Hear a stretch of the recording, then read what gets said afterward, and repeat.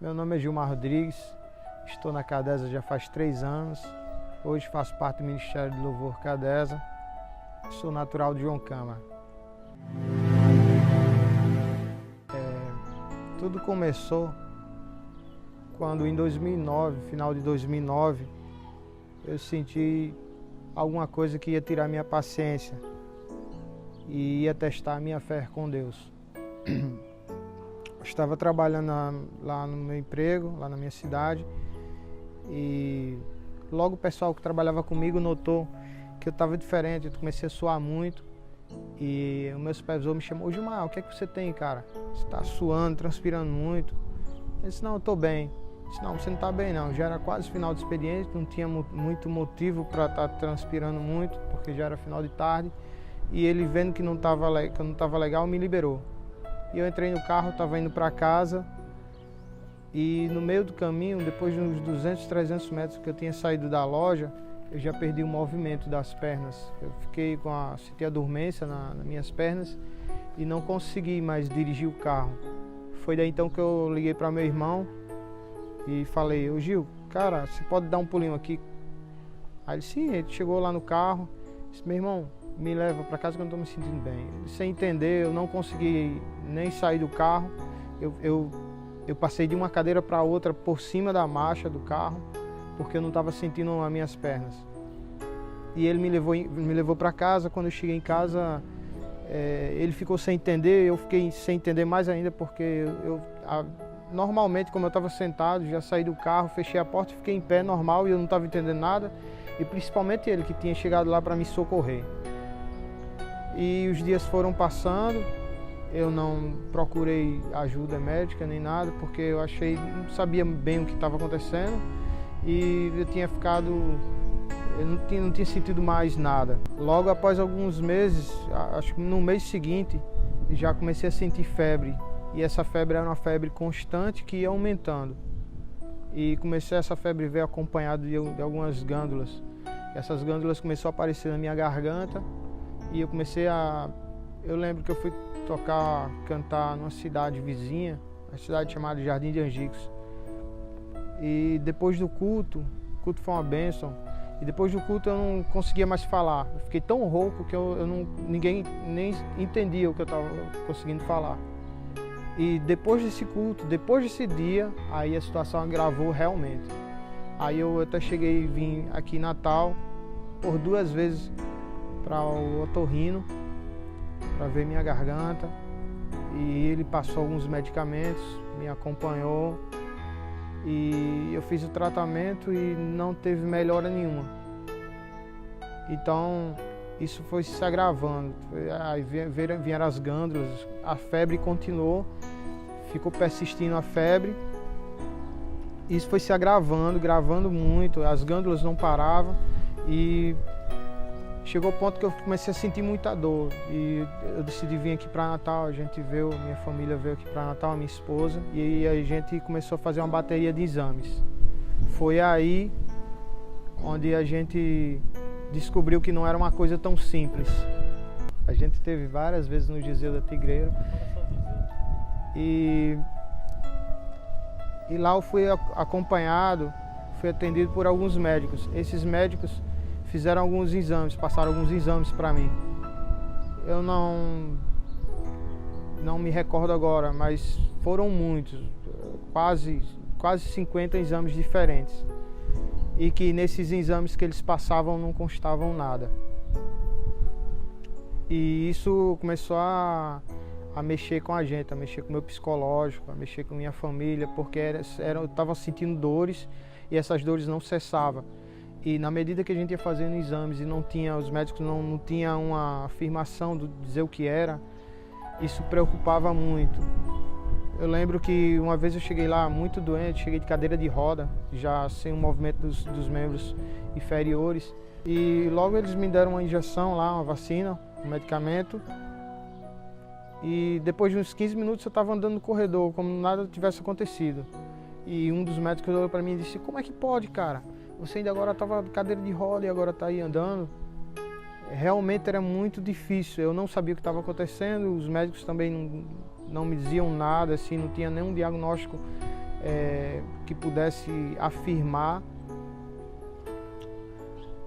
Aí as coisas foram evoluindo, eles sempre me liberavam para ir para cá, voltar para casa, e eu me lembro disso, que eu sentia muita dor, eu não conseguia dormir direito, os dias já não eram mais iguais, porque eu sentia dores, mesmo dormindo, meus ossos doíam muito, eu sentia muita dor. Isso me incomodava minha esposa, e às vezes eu pensava que ia morrer, porque as dores eram muito intensas e nada mais passava. A única coisa que eu tomava direto passou a ser quase meia hora, era dipirona, para controlar a febre, para não ter convulsão. E aí os médicos pediram para mim tomar esse dipirona com esse período de tempo, a cada meia hora, para ver se controlava, que era febre muito alta.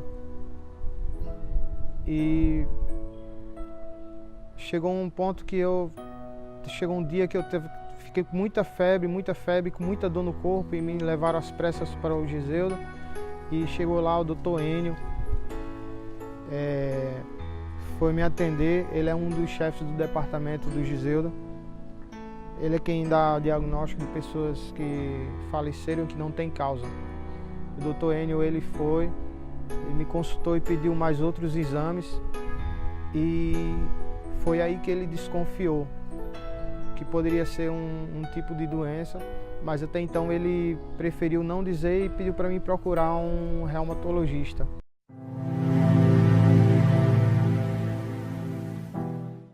E eu fui para lá e foi diagnosticado que eu tinha STIL. A doença STIL, segundo o Dr. Enio, é uma doença uma doença rara, uma doença que assim, ela não é tão comum. E ela é muito difícil de ser medicada, porque ela ataca em algumas áreas do corpo e que tem um ciclo. Tipo, hora você sente dor no osso, hora você sente dor nos seus músculos, dor de cabeça, febre. Então não tem como medicar, não tem como ser uma medicação para aquilo, que você não tem uma medicação própria para isso, porque é uma doença que é no sangue e que ela tem uma rotatividade de dores.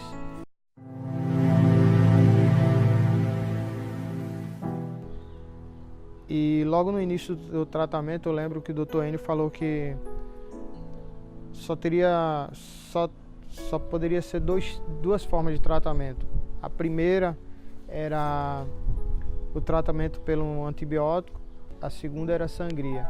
Teria que tirar o sangue, descartar esse sangue, porque essa doença ela altera o sangue, fazendo com que o sangue produza muito ferro. O meu corpo estava produzindo ferro para 4, 5 pessoas. E isso era que fazia as dores. Deus foi muito bom comigo, porque Ele preparou tudo, Ele encaminhou para as pessoas certas. Eu lembro que o doutor reumatologista que me atendeu, ele só cobrou a primeira consulta, daí então ele passou a me atender todas as vezes, até o telefone particular do médico eu tinha.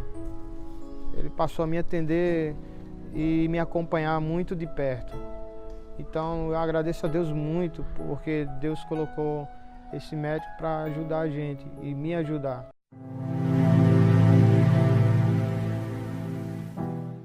Esse médico, ele me falou que essa doença não tinha cura e que eu precisaria ficar refém desse tratamento, ou a sangria ou o antibiótico que eu teria que tomar pro resto da vida, que era um antibiótico que era a base de corticoide. De já eu já comecei a fazer o tratamento com antibiótico, e esse antibiótico ele me causava algumas reações, me deixava mais lento, eu não sentia mais dores, mas o antibiótico acabava me deixando mais grogue.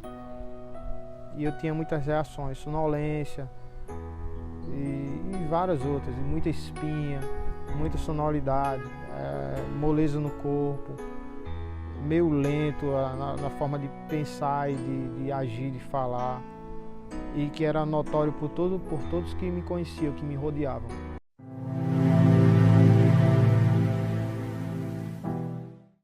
retiro de 2016 foi onde tudo mudou para mim. Até então eu pensava que seria mais um retiro, mais um feriado de carnaval e que ia ser tudo como sempre. E a gente foi para lá para dar um apoio, Mas eu ainda estava sob efeito da medicação e ainda com dores, ainda sentia reflexo da doença. Foi aí onde o pastor Edivaldo, dirigindo uma das vigílias que teve no retiro, ele fez uma oração por enfermos. E a palavra de Deus diz que os que confiam no Senhor são como os montes de Sião, que não se abalam, mas permanecem para sempre.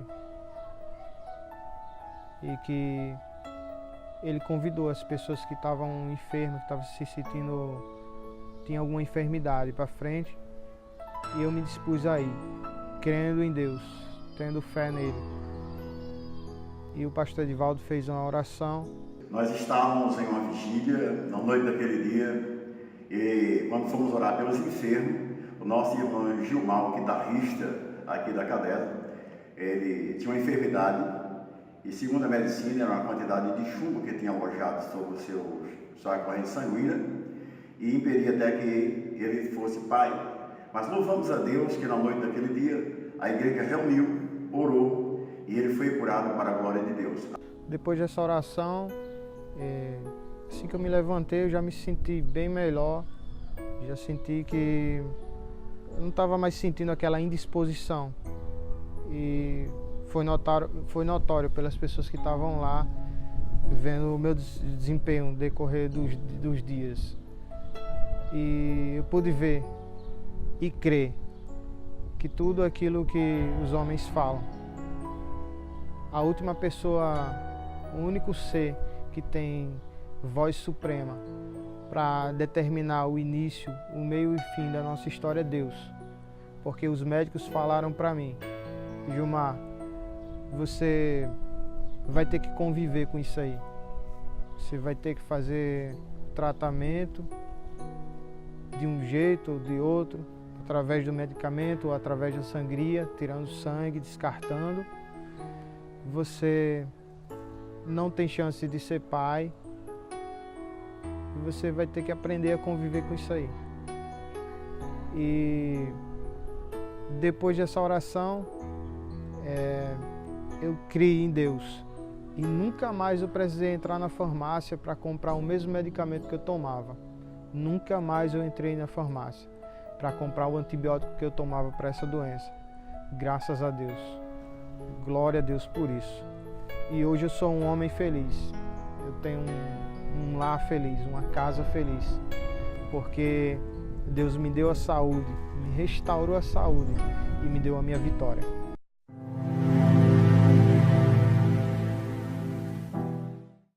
A fé é o forte fundamento das coisas que não se veem, mas se creem. Eu tenho para dizer para você que está aqui essa noite, hoje, Deus pode mudar a sua história. Hoje, Deus pode fazer mudança no seu lar. Hoje, eu digo para você, creia tão somente em Deus, porque Ele é poderoso para fazer infinitamente mais do que tudo o que pedimos ou pensamos. Tudo na minha vida mudou, porque um dia eu me levantei e tive fé. Não no homem que orou, mas sim no homem lá de cima, nosso Deus, um Deus que é vivo, um Deus que foi dado todo o poder, toda a autoridade. Então eu digo para você, tenha fé, porque sem fé é impossível agradar a Deus. Fica com Deus.